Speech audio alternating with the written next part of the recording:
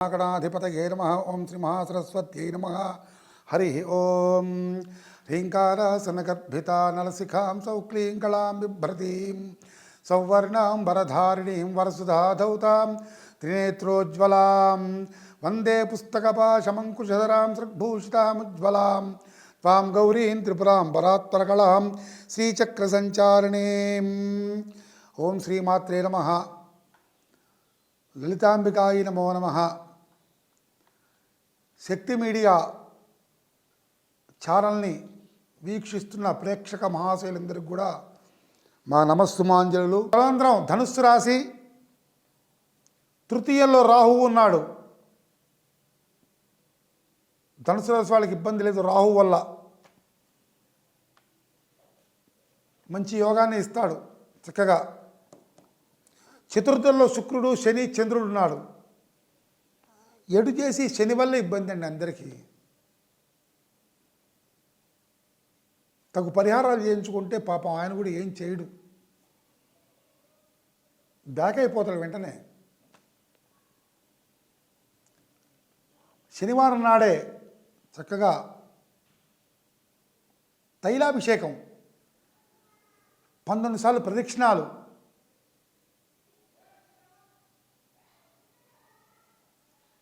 తర్వాత శివుడికి నల్ల ద్రాక్షరసంతో అభిషేకం చేస్తే ఈ శనిశ్వరుడి బాధ ఉపశమనం లభిస్తుంది.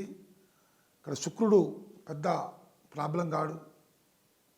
తర్వాత పంచమంలో బుధుడున్నాడు, మంచి బుద్ధినిస్తాడు. ఎవరితో ఎట్లా మాట్లాడాలి, ఎవరితో ఎట్లా వ్యవహరించగలగాలి అటువంటివన్నీ కూడా చేస్తుంటాడు. 6 ఇంట్లో రవి ఉన్నాడు. అంత పెద్దగా విశేషమైనటువంటిది ఏమీ లేదు, ఆరోగ్యం బాగుంటుంది. సప్తమంలో గురుడు ఉన్నాడు, 7వ ఇంట్లో సూపర్. తన సొంత ఇంటిని చూసుకుంటున్నాడు మిథున నుంచి, మిథున లగ్నంలో నుంచి సొంత ఇంటిని ధనుస్సును చూసుకుంటున్నాడు. చాలా మంచిగా ఉంటుంది. అష్టమంలో కుజుడున్నాడు, జాగ్రత్త. మరి పెళ్లి సంబంధాలు వెతికేటప్పుడైనా, వివాహ ప్రయత్నాలు చేసేప్పుడైనా, ఆరోగ్యమైన ఎటువంటి పనులైనా వాయిదా పడి మూలన పడతాయి. మంగళవారం నాడు సుబ్రహ్మణ్య స్వామికి అభిషేకం చేయించండి పాలతో, మంచి ఆవు పాలతో. మీ కోరిక సఫలీకృతమవుతుంది. భాగ్యంలో కేతు ఉన్నాడు అంటే చక్కగా భోగలాలసమైన జీవితం. కేతు ఇచ్చే ఫలితాలను కూడా పొందగలుగుతాం మనం. ఇది ధనుసు రాశి యొక్క ఫలితం. చతుర్థంలో శనికి మాక్కటే చేసుకోవాలండి. 4వ ఇంట్లో శనికి